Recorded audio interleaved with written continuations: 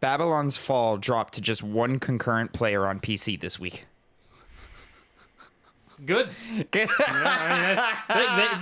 needed to fail. Babylon's Fall. It needed to fail? It did, because then Square Enix would have gone in on the games as service thing and gotten. You don't think they learned their lesson from Avengers? I think Babylon's Fall was their no. What was they did something different? No, it was games Is as service. Babylon's Fall Square Enix? I think it is. It should be. I thought it was somebody else. Is this a Square Enix game? Hold on. I'm gonna look for the Twitter. We're gonna look for the Twitter, everybody. Yeah, Square Enix. Square Enix? Mm-hmm. Damn. They had 2 flops? Both games as service. Stop doing them. Did we Oh, I didn't put the I didn't put the Square Enix story in the thing. Hold on, ladies and gentlemen. What's Square Enix? I messed up. Square Enix see. selling its stuff. I didn't put that in the lineup of the show today. Mm-hmm. Hey buddy. I know it's your picks. You're doubling down on Square Enix today. There we go. Live pre-show this week, ladies and gentlemen. Let's see. Square Enix and Square Enix. Damn, I got a problem with that. Yeah, it is what it is. I am a Square Enix fan when they're not doing stupid things. Oh, but are they doing stupid things? Connor? Mm-hmm. Let's find out by dropping some sense on them. What's poppin', players? Welcome back to the Two Penny Gamescast. I am your host, Tavin Bothel, here with my good friend and co-host, Connor Elliott. Say hello to the people, Connor. Hey. Not even going to look them in the eye while you do it? Hi! There we friends. go. Hey! And if you didn't know, this show comes to you every Monday, 8 a.m. Central Time, youtube.com/2pennygamescast, or mainstream podcast services of your choice. We come to you each with 2 topics, 2 pennies, if you will, and we give you our 2 cents on them. Those topics are usually about video game industry news, but sometimes we just bullshit and talk about video games sometimes. Who knows? But this week, we got a lot of industry news. And if just talking about video games isn't enough for you want to watch some gamers do gamer stuff. Boy, let me tell you what. Hop on over to twitch.tv/2pennygames. Every Tuesday, 2 p.m. Central Time, me and my good buddy Phil put on a little show called Hype, Hyep, Have You Ever Played, in which one of us shows the other a video game they've never played before. Right now, we are working our way through Sly Cooper and the Thievius Raccoonus. And let me tell you what, Connor, Phil is having some gamer moments, man. He's having some gamer. He's doing well. Oh, okay. I see. Doing well. Like the positive gamer moments, not the Yeah. Okay. No. And I'll say, Sly Cooper, not a hard game. Pretty easy. But the things that I'm like, wow, you're probably going to hate this. He fucking nails it. Goes right through. Not a problem at all. There's literally an infamous mini game in that first game that sucks. Everybody hates it. He nailed it. First try. Not even no sweat at all. He literally, like, it ended and he said that was easy. And I was like, okay. I guess it was easy. Were you hoping he'd be upset? Not upset, but I thought it would take him at least 2 or 3 tries, and he just nailed it the first time. Anyways, but Connor, we got some work to do here, buddy. So let's go ahead and jump straight into our first topic, my first penny of the day. Connor, as you know, and as recurring listeners know, we have a policy on this show. The people come first. We put the toys to the side. And so I'm pulling a GamesIndustry.biz article by Jeffrey Rousseau. Nintendo contractors report harsh working environments. A Nintendo of America contract employee was fired recently after mentioning unionization during a meeting. This incident allegedly led to a labor complaint that claims the gaming giant violated the NLRA. In an expose from Kotaku, the allergies, they're hitting me real hard today, guys. I'm a little nasally. It's just hard to breathe. My rhythm is off. Stick with me here. In an expose from Kotaku, following the case filing, 10 current and former employees spoke with the outlet saying that they felt exploited at the company. Among the number of concerns the sources shared, they noted that speaking about working conditions would lead to retaliation. Quote, "The general feeling is that you will be punished for being outspoken at every level," a current contractor said. The report also explains a number of disparities that temporary staff regularly encountered compared to full-timers. For instance, sources told the site that part-timer pay is $16 per hour, with few receiving up to $20. Nintendo of America is headquartered in Redmond, Washington, near Seattle, which was ranked 15 on Kiplinger's top 10 most expensive U.S. cities last year, and they're not even making $20 an hour. Yeah, right. Fuck. Temporary staff also experience that what is described as unique cycles of employment. According to sources, staff agencies would provide them 11-month-long contracts with a mandatory 2-month break between contracts. The report also added that despite these disparities, contractors would be expected to be as productive as their full-time colleagues. This would include signing up for overtime. A source explained to Kotaku that it was difficult to push back against overtime because, quote, our Japanese counterparts would do more, so we have to match what they do. Kotaku also published a companion report today about contractors working for an external firm at one of Nintendo's U.S. Joy-Con repair centers. That report detailed a demanding workplace with high repair quotas that didn't change regardless of the amount of Joy-Cons that needed repairing or the number of workers on hand to perform the repairs. This is unfortunate. Yeah. Sad to hear. Another case of like clearly worker exploitation is running amok in this industry. It's especially bad in America, which is, this is mainly detailing Nintendo of America. This is detailing Nintendo of America. But contractors themselves have an even harder time. It is incredibly hard being a contractor for a variety of different industries. I know, for example, trucking contractors have it basically live in hell. They work ridiculously long hours. They have, they have to usually have things paid out of their own pocket. It's tough. Contractors don't get a lot of support, and when your own company is screwing you over on what it sounds like almost every single level, hours, pays, you're probably not getting much in the way of benefits, I'm assuming. Position in the company. Yeah. It's really just tough that all of this is happening and that we just, I don't know. And it's, Nintendo is an interesting case because Nintendo of America is really starting to grow in relevance in terms of the whole company structure. Nintendo is not only just a Japanese company anymore.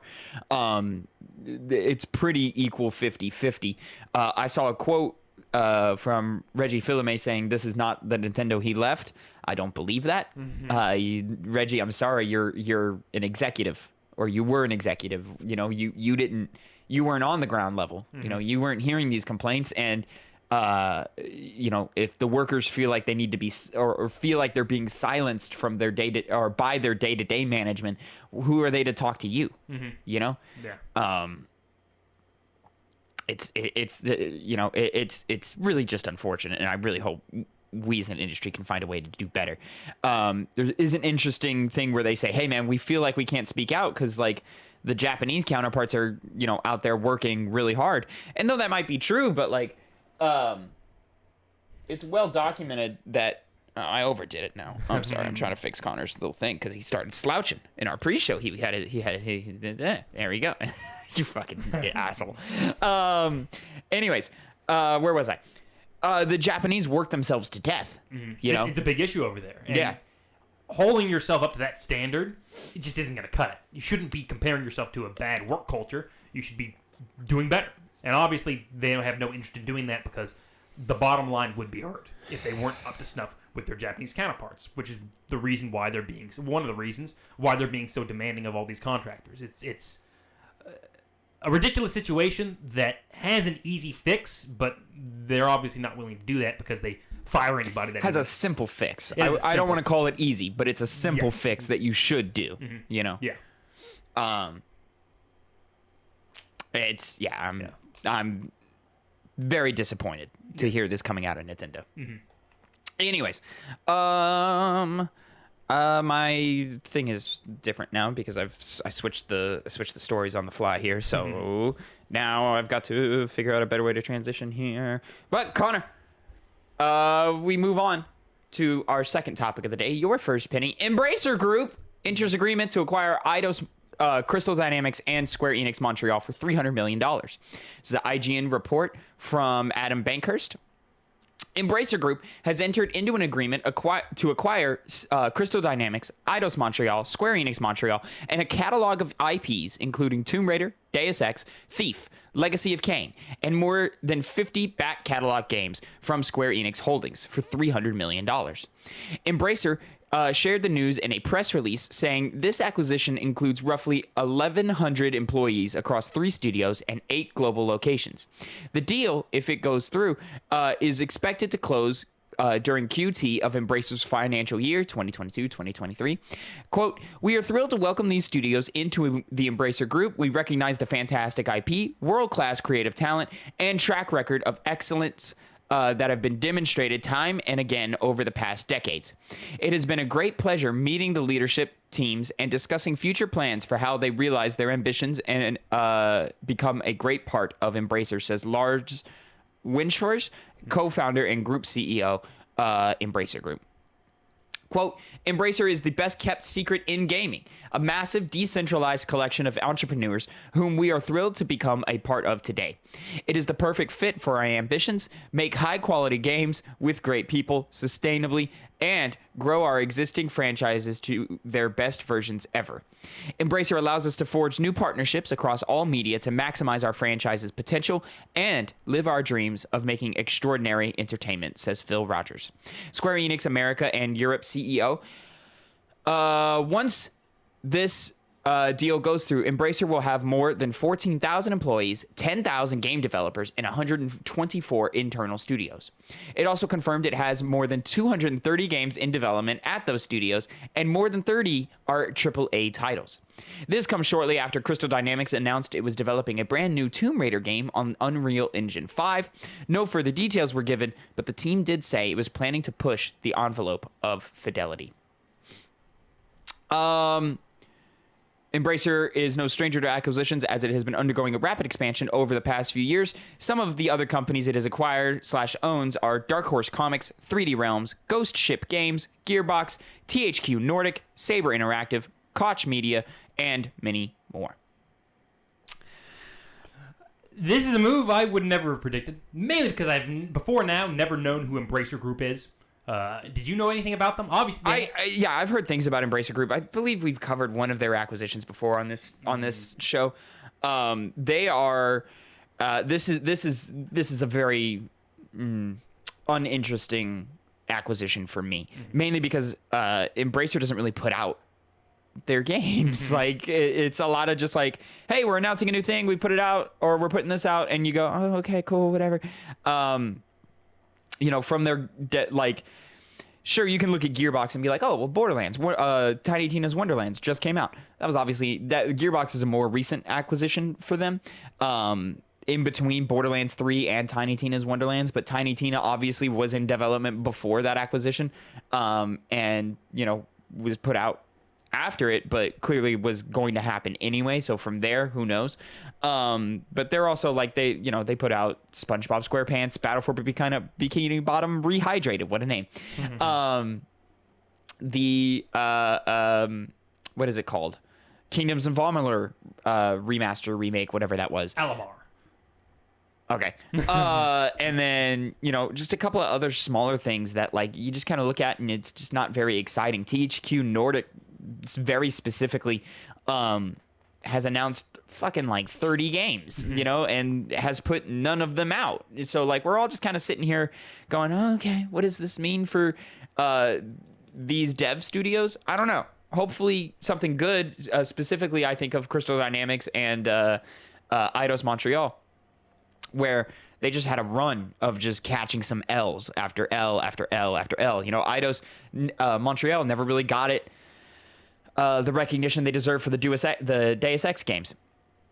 Crystal Dynamics got handed were given a bad hand on the Tomb Raider reboot series. And then, of course, we don't need to talk about Avengers because we talked about that plenty on this show. Crystal also, coming in and helping with the Perfect Dark franchise. They've, already come out and said, hey, yeah, we're still working on it. It's still great. Everything's good over there. So that's cool. But now I sit back and I go, oh, this is why they very oddly announced the Tomb Raider game being in development. Like some things started to like kind of make sense, and it was probably to like squeeze out a couple of more $1 million for the level of talent. And then the Square Enix Montreal, I believe, did the Go games, the Lara Croft Go, the Hitman Goes, the this, that, and the third, which were solid puzzle games. I liked them.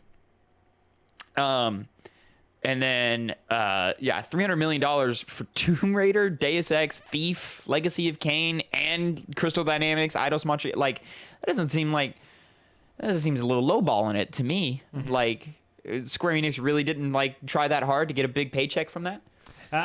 Granted, those titles haven't really gotten much love spice or love or anything like that recently. So it makes sense that they're kind of like, okay, we're not doing anything with this. Let's toss it to the side. It's also Square Enix. It's damn near Square Enix's entire Western side of their studio. Like they don't really have anything left. No. Like in terms of Western things, so they've really slimmed down their portfolio here, and it makes me wonder why. Well, to that end, there was another article that was released from Kotaku earlier this week. I'll read from it real quickly from John Walker. NFT market collapses just as Square Enix sells Tomb Raider to bet big on blockchain. Connor, this is actually our third topic of the day, and I'm so glad you transitioned us into it. This is going to be your second penny right here. If you want to take it, take it. Sure. Oh, am I reading it? You can, whichever. I guess I'll read. You can read. Be the big reader, boy. You know what no one could have predicted? That a market based on imaginary ownership of an infinitely duplicable JPEG images may not be endgame long-term sustainable. As the Wall Street Journal reports, the NFT market is, quote, flatlining, end quote, down 92% from last September, which makes it just the most incredible time for Japanese publisher Square Enix, famed for properties like Final Fantasy, to sell off most of their Western-facing IP and studios to gamble on this on the batshit scheme. Man, this guy's going crazy. Going for the throat. He does not like NFTs. John Walker, what happened? Yesterday, we learned that Square Enix is intending to sell Crystal Dynamics, Eidos Montreal, and Square Enix Montreal to the monolithic The Embracer Group, along with IPs for games like Days.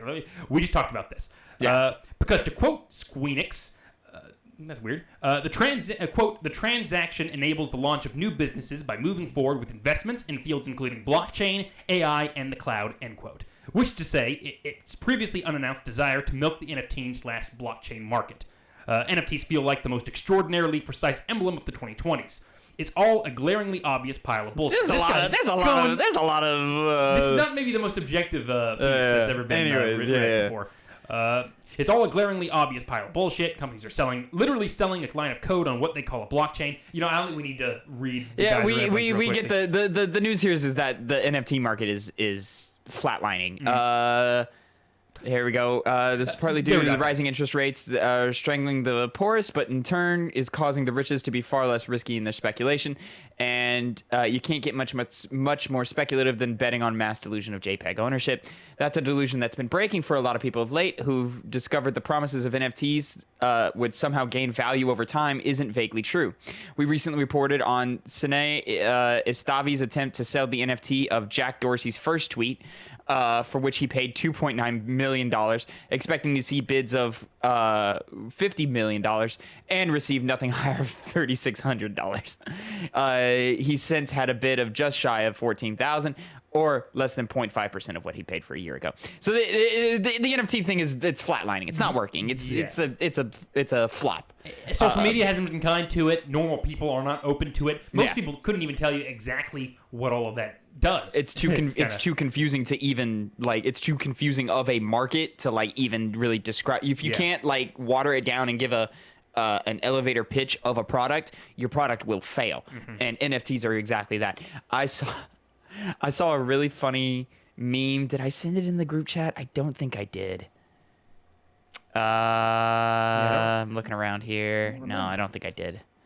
Damn, Tavin. I know. Look at me not sending the memes, but it was the scene of episode 6, Return of the Jedi, where Palpatine is showing Luke that his friends are falling into a trap. But the quote text is, "Oh, I'm afraid your tokens will be quite fungible by the time." And I was just like, "Oh, this is fucking funny."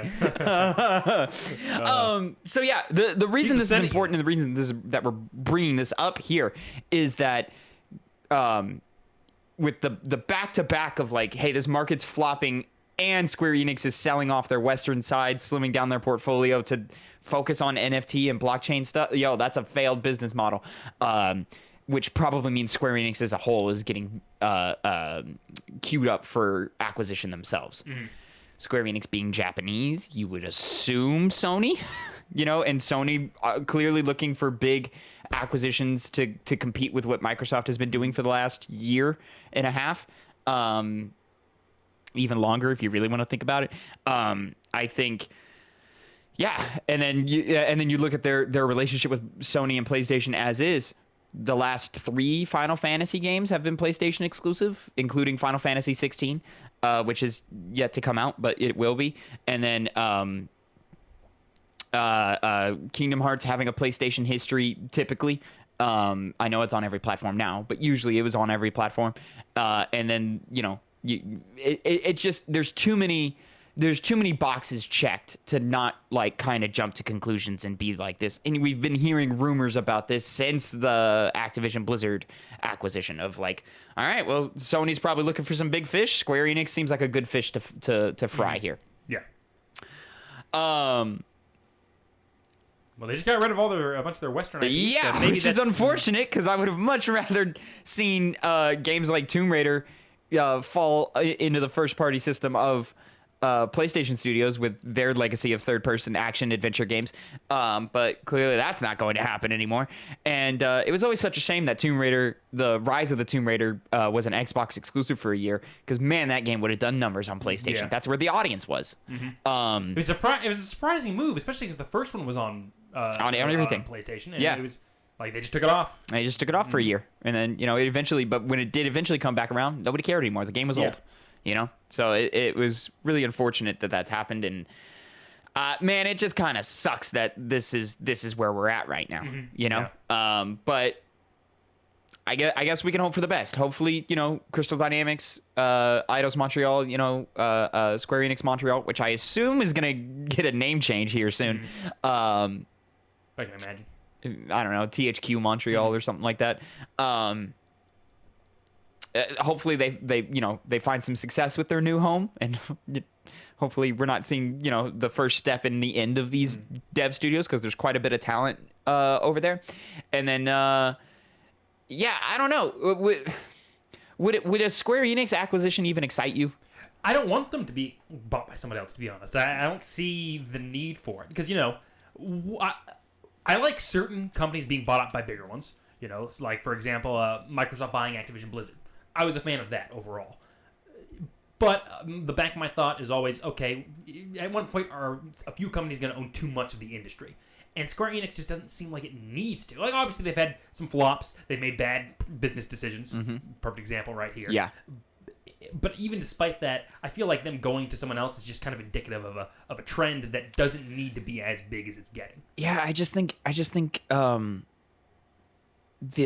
scope of Square Enix's portfolio is so massive, and the range of quality between all their titles is so diverse. Like, you think of Final Fantasy VII Remake, which is a phenomenal video game, and then match that with Marvel's Avengers, and then match that with The Quiet Man, and then match that with, you remember that game? No. Yeah, it was a terrible game.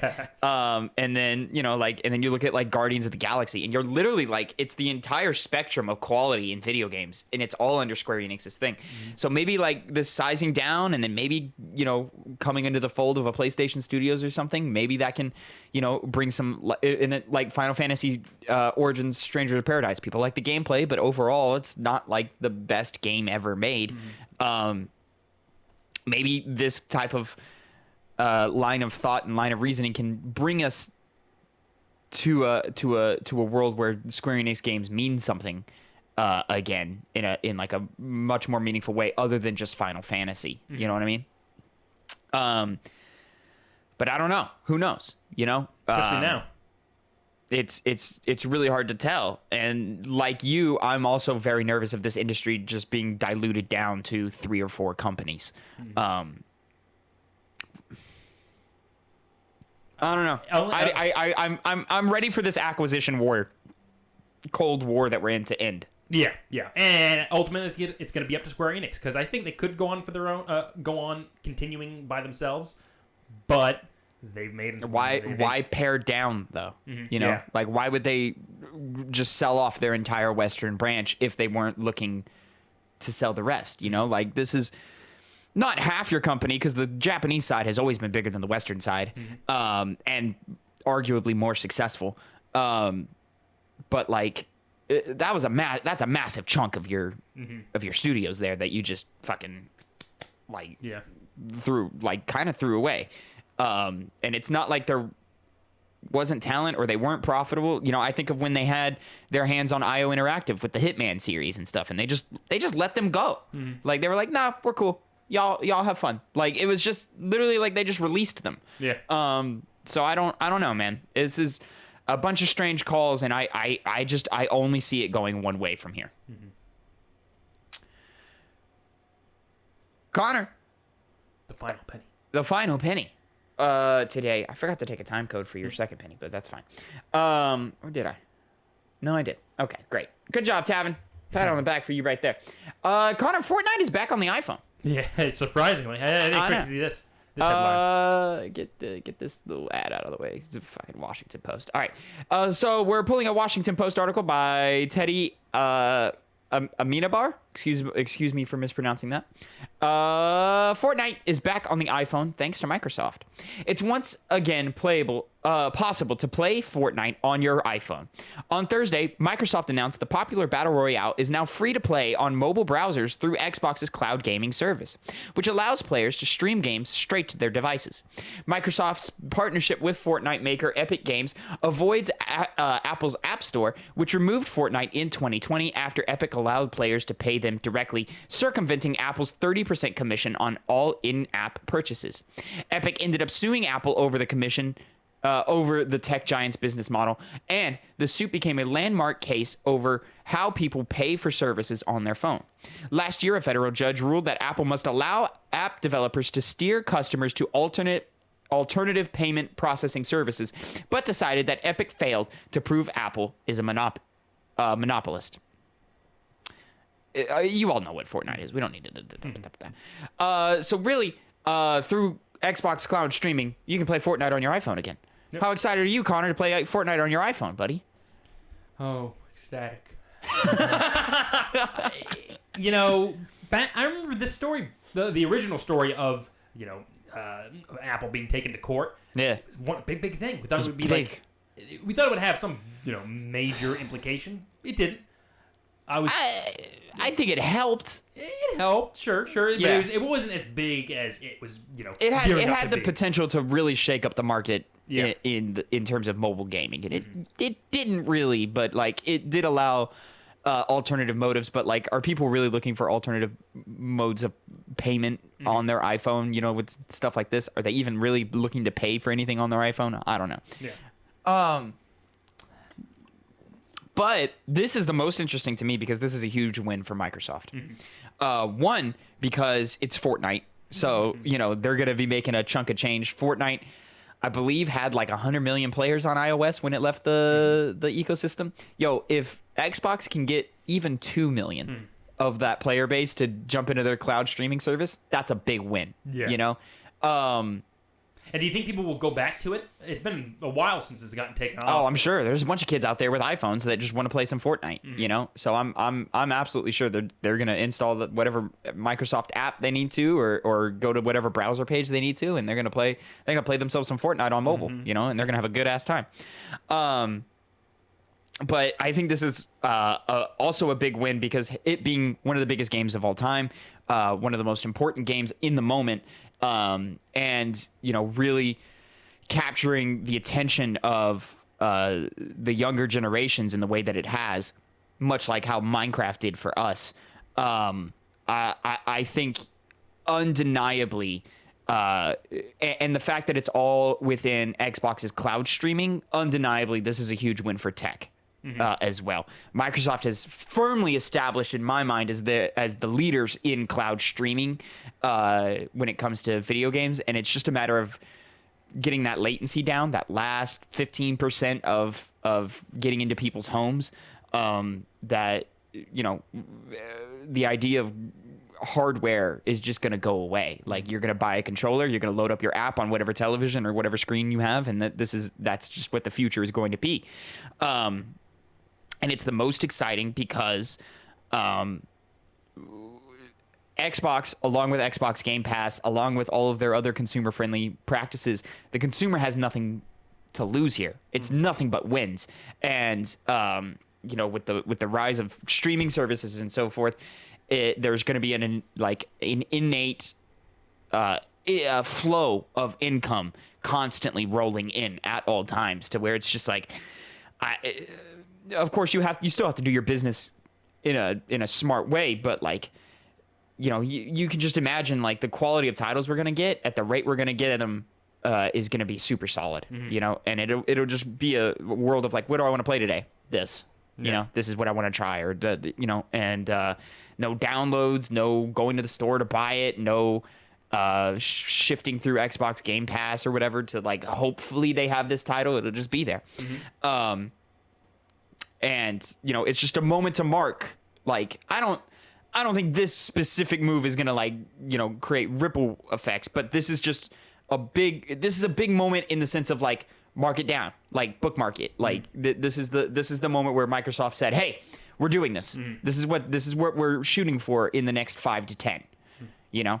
So keep your eyes on it. And it's a quiet win for Microsoft here. But it's a big win for all them kids with iPhones. Yeah. Hey, nothing wrong with circumventing Apple. Look, I'm down with that every day of the week. Yeah, who cares? Every day of the week. Fuck those Apple lights. Is that what we call them? Sure, I'll go for it. Sure, fuck it. I'll use it. Connor, that is going to be the end of the news for this week, my friend. So, we're going to talk about what we've been playing. Connor, let's start with you because I feel like it'll be nice and quick, as it has been for the last couple of weeks. What have you been playing, my friend? Well, it's going to be nice and quick. In the small amount of time that I've been able to play video games, I've played more Elden Ring. I sent you a little funny little photo. I know you did send me a photo. Yeah. So ladders, why does that, was it something about snakes and stuff? It was a snake eater reference. Someone did a snake eater reference. By the way, that's the only time I've sent you one, but pretty much there's multiple big ladders in the game. It's a constant to always find like a snake message somewhere around there. Like, it's just kind of, oh really? It's one of the in the same way that you do the fingers butthole. It's that same kind of thing where it's just everywhere. People can use it. People are always going. I love gamers. Yep. Gamers are great. But other than that, I touched Valorant again because the guys were wanting me to play. Oh, really? Yeah, and it's Valorant. Is it? Yeah, it's fun. It's been a while since I played it, which was nice to go back to that. Yeah. There's new characters that are new characters. There's new maps that are new maps. It's one of them's called Fractured. It's a horrible, horrible map. One of the worst designed multiplayer maps I've experienced in recent years. Probably not one of the worst. Why so? How so? So the whole thing is that it's really easy to flank. So pretty much fights can, seemingly from what I played, I haven't gotten enough experience to maybe know if there's certain spots fights always happened outside of just the points themselves. Yeah. But it seems like I can, no matter where I was always at risk of just getting ganged up on by just people from behind. They just come up and they shoot me and it's like, okay, there's that round. And that happens a lot because the map, I get what they were trying to go for. One where you can traverse it really easily because there's one of the big features of it is right in the middle of the map is a very long zip line that takes you directly to the other side of the map, which more easily allows you to get to points and get around people as well. It's set up in a very strange way, so you also can't really tell where people What a weird design choice to do. To just constantly have this circle around motif throughout the entire map, and then also like give such a clear point of players being able to do that to each other.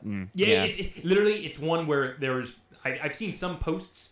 People think I think it was. It just seems almost impossible to plan a proper tactic or a proper plan of attack. You're throwing shit at each other in your team based game. Mm-hmm. That's nuts. It's not good. But I'm seeing you have something better than a shitty multiplayer map. Oh boy, let me tell you what. Let me tell you what, buddy. Ooh, yeah, am I excited? I, of course, have been continuing my ride into Sekiro Shadows Die Twice. This is the same footage I showed y'all last week, so there's nothing really important here. But I am at the end of the game. I'm literally at the final boss fight. Yeah. I spent 3 hours yesterday fighting this final boss.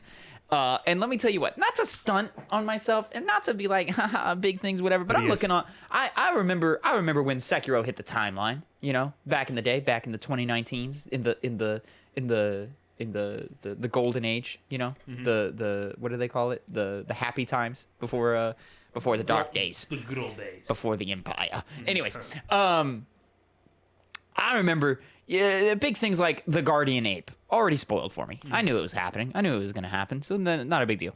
But I remember people talking about this game. They were like, man, these boss fights are fucking hard. I remember all the Soulsborne guys being like, oh, I have to deflect everything? This is impossible. Yep.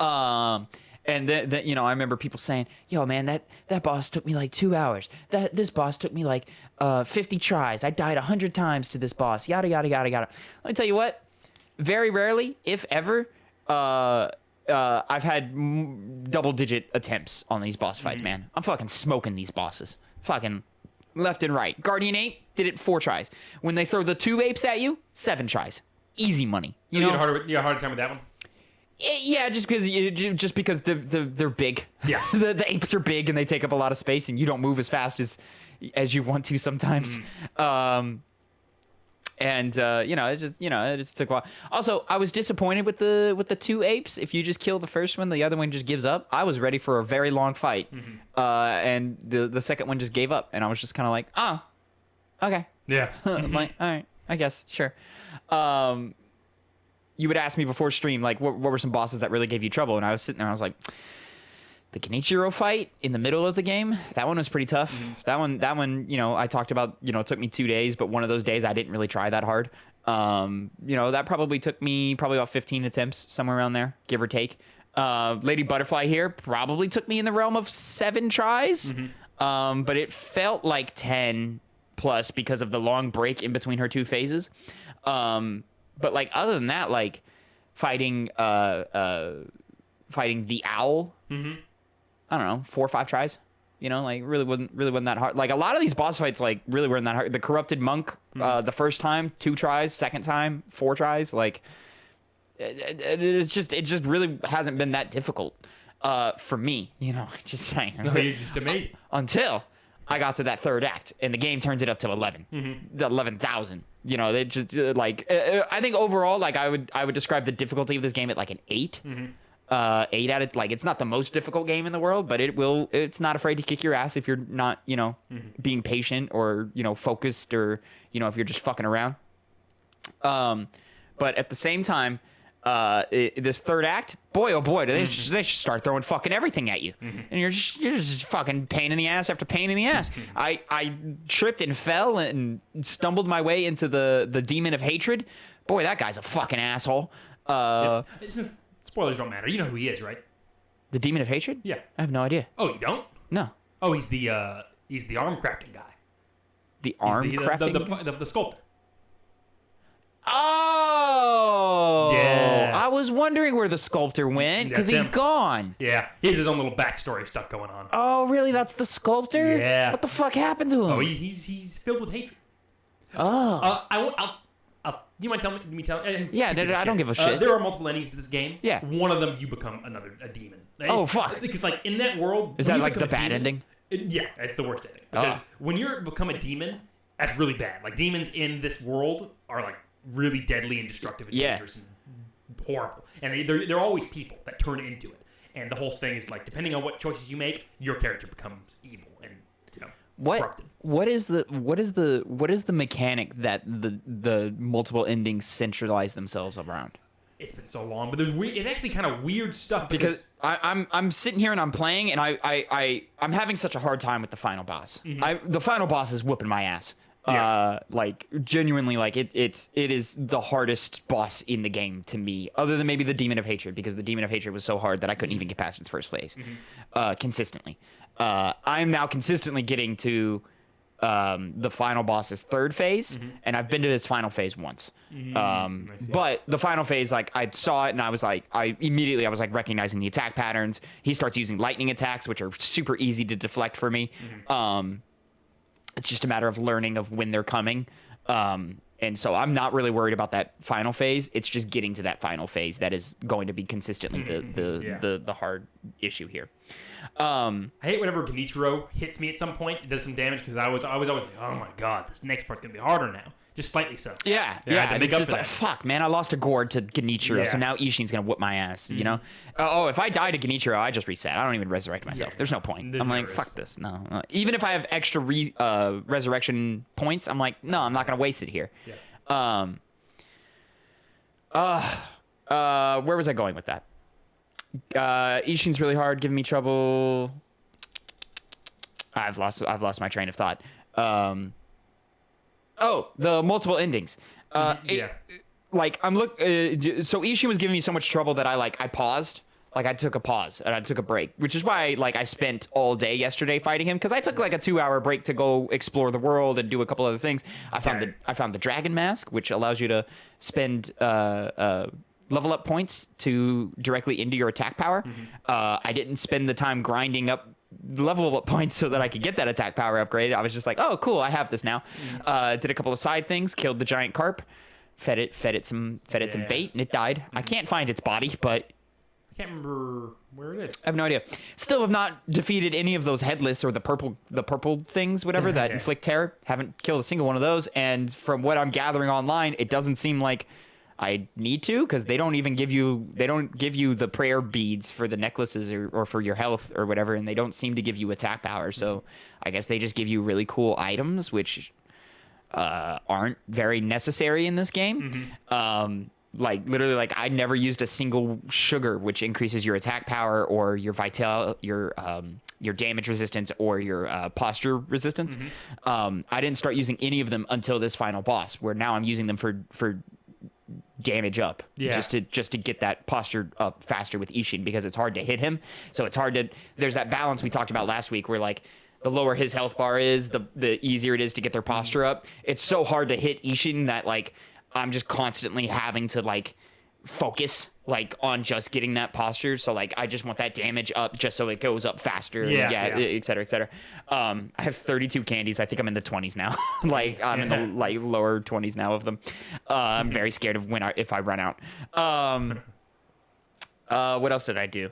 I don't know. I did a couple of other small things. I went and just complete a couple of other optional side bosses that didn't really give me anything. And then I don't know, just some smaller stuff. And I was reading wikis. Connor, this is how deep I am into this game. I'm reading the wiki. Yeah. I'm really just loving this game. I cannot sing its praises enough. I just think its combat loop is immaculate, and I genuinely don't understand why people don't talk about this game more. Why is it I honestly feel like people talk about Demon Souls more than they talk about Sekiro, and I don't understand why. One issue that I know a lot of people have that might feed into that is it has the lowest, by my standard, and I've seen other people complain about it as well. Say it, not complain. The replay value is the lowest out of all the Souls games. I love the combat. Does it have a new game plus? Yeah.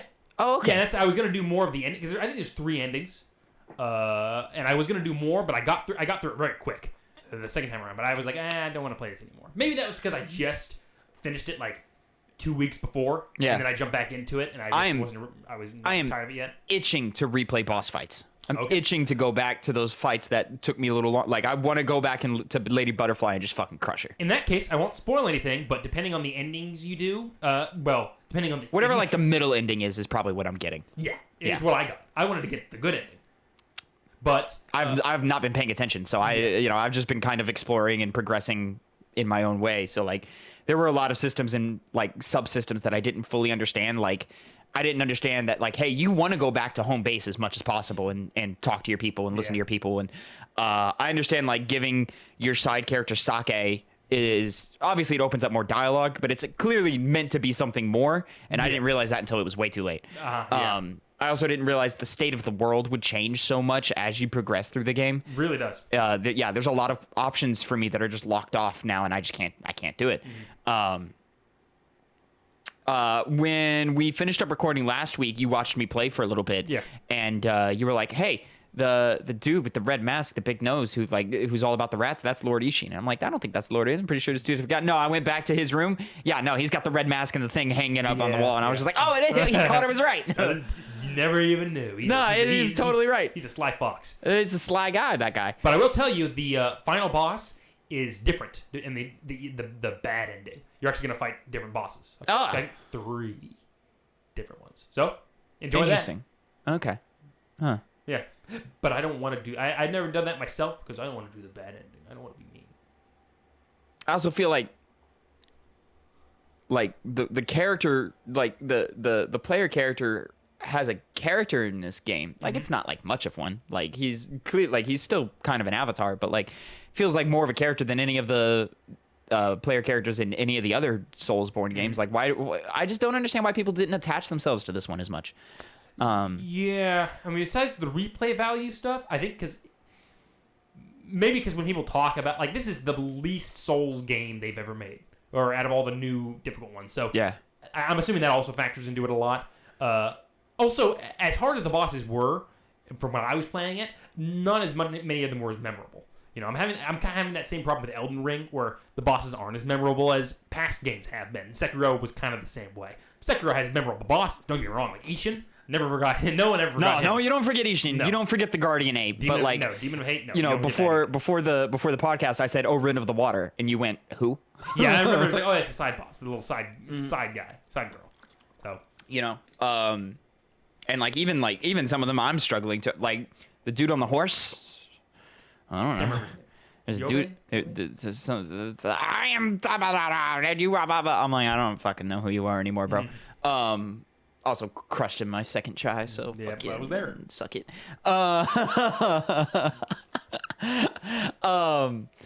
And then like people of course remember the Raging Bull because the Raging Bull is some bullshit. And then when they bring it back at the end of the game, fucking cakewalk. I don't know about you. Did you fight it the second time around? Yeah, but it was easier by that point. It was a cakewalk. Still a weird one to bring back because it was so weird. And then there's like a couple of mini bosses who just turn into enemy types later. Like the well that you start the game in. There's I've talked about him the first time we were playing or whatever. And he's like a one-armed like little ninja. That's just an enemy type that they just gave a second health bar to and said, hey, here's it. And then they repeat that boss later and give him some poison moves. And I'm like, what? Why are we doing this? Like, this is weird that you chose to do this. Like, all right, cool, whatever. Oh yeah, you like the night boss fight too? I enjoyed that one. That was cute. Yeah, that was cute. That's a character from like literally a Dark Souls game. Is it? That's what I was gathering. He was literally a Dark Souls character. I could be wrong. I think maybe when they or maybe were just that, from design. I think they were saying that. Yeah. Because I think that was I think I may have heard jokes about that before when it was first coming out. That was a cute little fight. That was cute. I was like, oh, okay, I can't damage him the way I want to. I just have to knock him out. Okay, cool, whatever. Yeah. Never died to that one, but it did take me 2 or 3 posture breaks to be like, oh, okay, I'm not going to kill him. I need to knock him off the edge. Because it was like the first time I did it, I was like, oh, that's weird. Maybe it was just a one-time thing. And the second time I did it, I said, all right, this is clearly not working. What am I supposed to do? And then the third time I did it, he almost fell off. No, I only did it 3 times. Oh. Where I was like, because in between 1 and 2, he knocked a wall down, and I went, oh, that's it. Yeah, it makes it clear when you see that, and you're like, oh, okay. Yeah. And then... all comes together. Yeah, man. But, like, just the like, I've played every different franchise of Soulsborne. Like, I played Dark Souls 1 for a little bit. I played Bloodborne for a little bit. I played Elden Ring for 10 hours. I touched Demon Souls for, I don't know, 2 hours or something like that. This is by far their best gameplay. Their best gameplay. Gameplay, yeah. Like I said, I think that's kind of, from what I've seen, generally agreed upon. That's the best gameplay.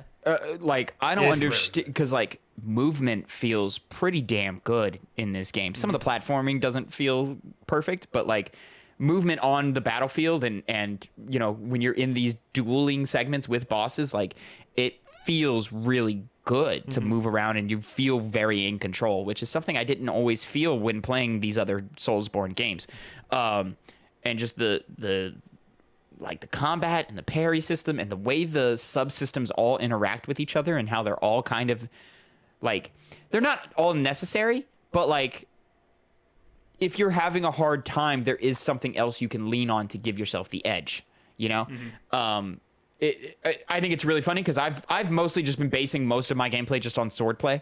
Yeah, it's the most fun to me. Yeah, like I don't use the items really at all. The prosthetic arm stuff, I'll use the axe or the shield to get past some specific moves or to do heavy damage when a boss does a very specific thing.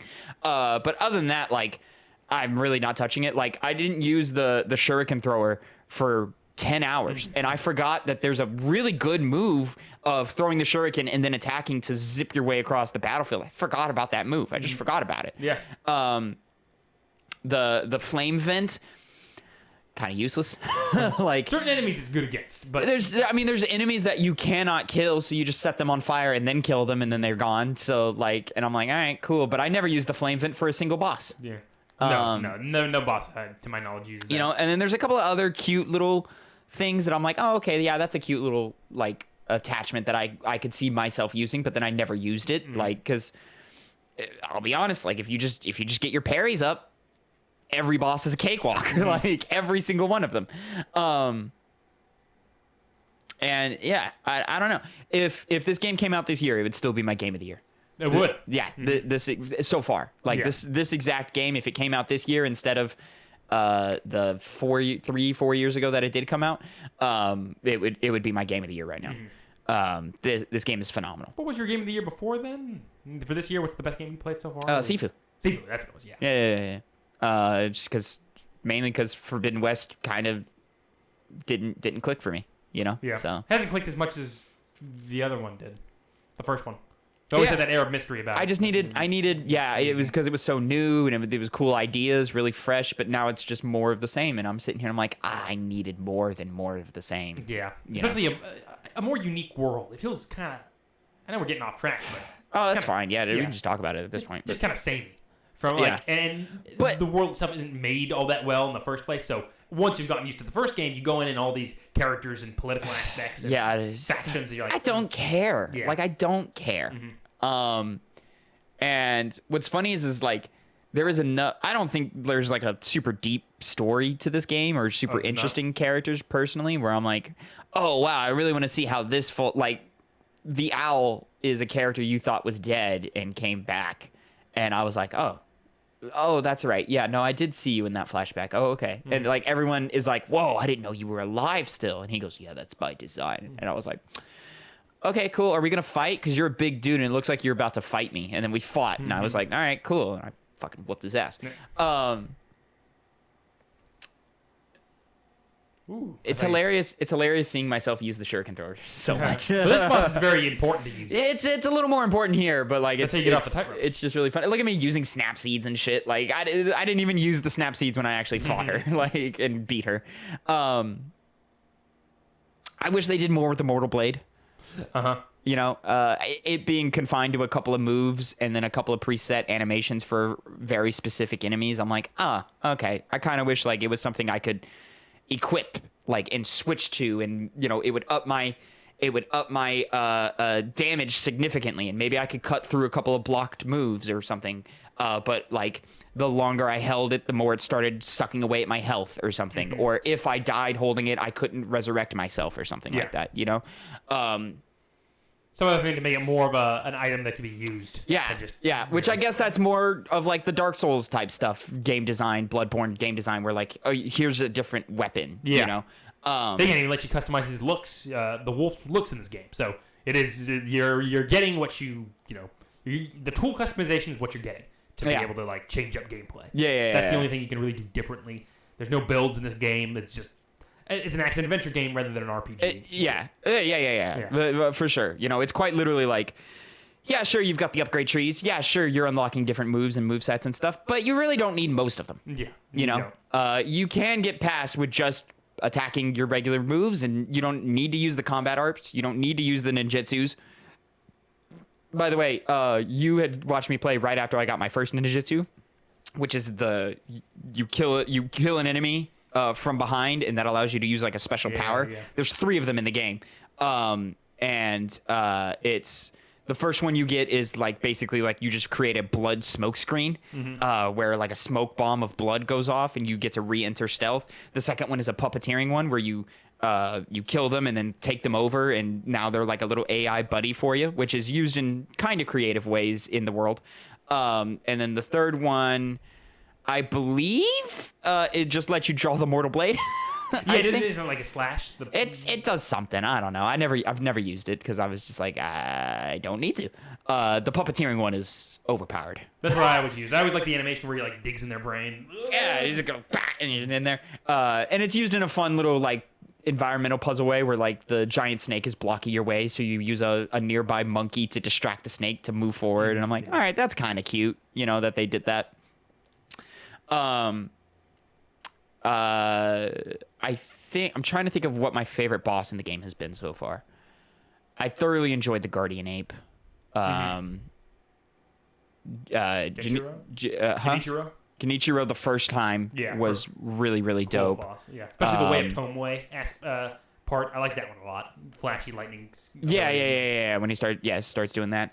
I do like this final boss a lot. It's just really hard. And it's just kicking my ass.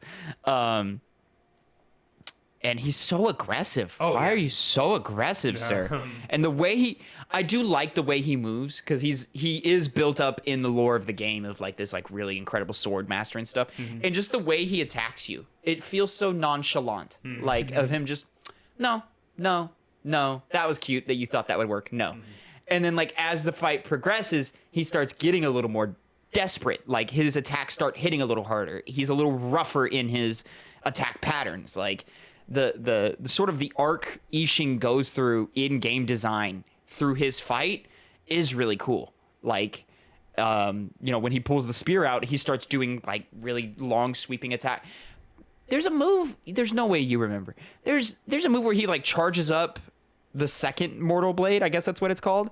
And there's one where he does like an overhead like vertical strike, which is easy to block, and I blocked that one no problem. But he does like a horizontal one that's so wide reaching. I don't think I've dodged it successfully once, and I don't think I can block it, even though they don't do the hey, this move is unblockable thing. And I just don't know what to do when he does it. So I've kind of just been tanking that hit when it happens. I don't remember that move. It's just been kind of whooping my ass, and I don't want to look up a guide. Sure. Yet. Like later, sure, but I kind of want to, it's me or him, and the 20 times that I've fought him, it's been him. But, You only need that once time. You only need that one time. I only need that one time, So I don't know. I'm very curious as to how that works. There's just so many subsystems that are just so hidden, and it's just a joy to find them. And I wish I found them earlier. Which is why I'm surprised that people don't replay this game as much as they probably should. But anyways, Sekiro, great game, phenomenal game. Disappointed I didn't get into it sooner or when it was popping. Now I'm so late to the train that nobody fucking cares. Especially in the wake of Elden Ring, which is just consuming all conversation 2 months after release at this point. And I'm just sitting here like, hey guys, this one was pretty good. Did you guys play this one? And everyone's like, yes, we played that one. It's fine. It's game of the year. It was game of the year. It was. For pretty good reason. I'm not mad. Yeah. I'm not mad. Still should have been Fire Emblem. But it wasn't even nominated. It won the fan one. It won the fan vote. Remember that. That's what I always remember. We'll take that. We'll take that. Fire Emblem fans are passionate, folks. Still should have been Fire Emblem. And I probably enjoy Sekiro gameplay-wise more than Fire Emblem, but Fire Emblem had so much content, and it was all good. Yeah. Like, to where you're just like, fuck, man, I don't know, I like that game. I like the characters in that one more. So, there's great stories in that. Good dialogue, funny moment, made me laugh. I don't think I ever laughed in Sekiro. Maybe I did. It's maybe because, like, the boss did something kind of disrespectful to me, and I went, oh, you fucker. The monkey threw shit at you. That made you laugh. It does throw shit at you. The monkey does throw shit at you, That is... Give a little chocolate at least, right? Man, what a game, Connor. Yeah. What a game. Pretty good one. Ladies and gentlemen, that is going to be it for your Two Penny Gamescast episode 93. Remember, you can catch this every Monday, 8 a.m. Central Time, youtube.com/Two Penny Gamescast, or mainstream podcast services of your choice, alongside youtube.com/Two Penny Gamescast. We got a couple of things up right now that I should have promoted already. If you're watching when this comes out, the finale for... Did I put that up yet? I don't think I uploaded it. The finale for Metal Gear Solid 3, Hype, Phil's first playthrough, is about to go live, or is live, or I should have put it out today, but I didn't because I'm lazy. You are lazy. Yeah, but it's done. It'll be up by the time you see this. That's up, so you can go watch his full playthrough from beginning to end right now. It's all right there. What a phenomenal game, that Metal Gear Solid 3 Snake Eater. Oof. You like that game? Oh, I didn't man, know. I literally just let the ending play when I was editing it. I just let it play, and I was just watching it. Like, I've never sat there and watched it. Like, I was just watching it. I was like, this is great. You know, go on YouTube sometimes and you're like, watch the final ending of that. Oh, The it's so ending. fucking good. Dude, and what's crazy about that, just to spoil the video, moments before Snake salutes, Phil salutes. Like, he just felt the need to salute. And I was like, fuck That's yes, this is great. What a game. What a game, man. Anyways, so that's up right now. Me and Phil went and saw Doctor Strange in the Multiverse of Madness, and we decided, fuck it, it's not a video game movie, but it's a nerd movie, so we're going to review it anyway. So we reviewed Doctor Strange in the Multiverse of Madness. That's up on the YouTube channel right now. Go see how we felt about that. Keep an eye out for twitch.tv/2pennygames hype streams. We're going to be continuing our Sly Cooper and the Thievius Raccoonus this Tuesday at 2 p.m. Central Time, so come join us for that. And other than that, everybody, have a great time. Until next time. And Connor, say goodbye to the people. Goodbye. It's very ominous staring into the camera there, buddy. It's creeping me out.